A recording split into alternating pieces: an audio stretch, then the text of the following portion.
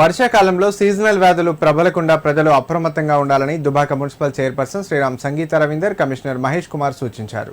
వర్షాల కారణంగా వార్డుల్లో తలెత్తే సమస్యలను వెంటనే తెలియజేసేందుకు మున్సిపాలిటీలో ప్రత్యేక హెల్ప్ లైన్ నెంబర్ను ఏర్పాటు చేస్తున్నట్లు తెలిపారు. ప్రజలు వ్యక్తిగత పరిశుభ్రతతో పాటు తమ పరిసరాలను కూడా పరిశుభ్రంగా ఉంచి సీజనల్ వ్యాధుల నివారణకు సహకరించాలని కోరారు. సిద్దిపేట జిల్లా దుబ్బాక మున్సిపాలిటీలోని 19వ వార్డులో మున్సిపల్ ఆరోగ్య శాఖ సిబ్బందితో కలిసి municipal chairperson Sriram Sangeetha Ravinder, commissioner Mahesh Kumar Friday dry కార్యక్రమాన్ని నిర్వహించారు. ఈ సందర్భంగా ప్రజలకు వర్షాకాలంలో వ్యాధుల నివారణపై అవగాహన కల్పించారు. అదేవిధంగా వార్డులో పర్యవేక్షణ సందర్భంగా ఖాళీ స్థలాల్లో గడ్డి పెరిగి ప్రజలకు ఇబ్బందులు కలుగుతున్నట్లు గుర్తించి సంబంధిత యజమానులకు నోటీసులు జారీ చేసినట్లు తెలిపారు.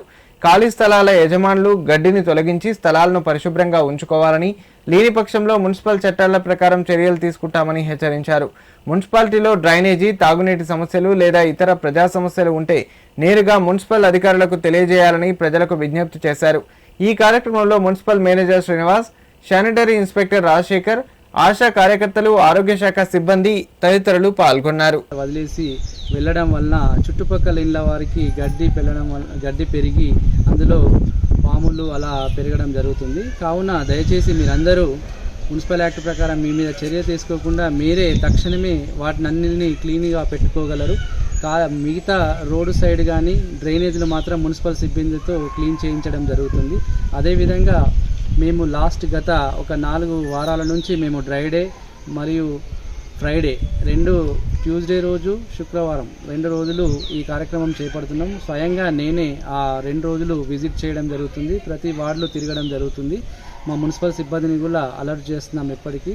అదేవిధంగా 4 రోజుల వర్షాలు కురుస్తున్నందున వారికి కూడా ఒక కాల్ సెంటర్ ఏర్పాటు చేసినాం మున్సిపల్ ఆఫీస్లో. ఎనీ ఎమర్జెన్సీ ఈరోజు డ్రైడే ఫ్రైడే నిర్వహించడం జరిగింది.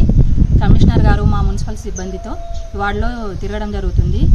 ఇక్కడ దోమలు కానీ నిల్వ నీళ్లు ఉంటే కుండీలలో నిల్వ నీళ్లు ఉండడము, మురికి కాలువలు ఉండడం, మోర్లలో డస్ట్ ఉండడం వంటి కార్యక్రమాలు ఉన్నాయి. కాబట్టి చూసుకుంటూ వాళ్ళకి అవగాహన కల్పిస్తూ అవి నీట్గా ఉంచుకోవడము, పరిశుభ్రంగా ఉంచుకోవడము, నీళ్ళ ట్యాంకులు కానీ